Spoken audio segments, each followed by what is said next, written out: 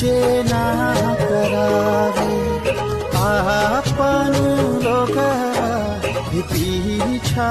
छोड़ावे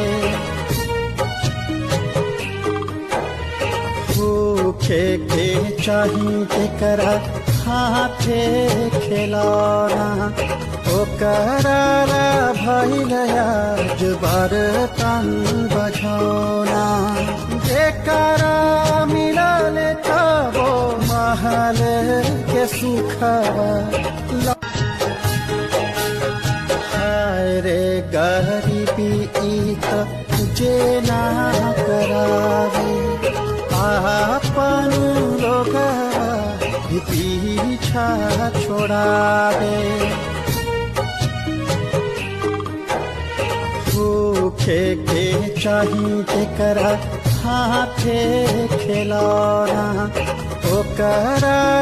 भइल आज बर्तन बझौना जेकरा मिलल तबो महल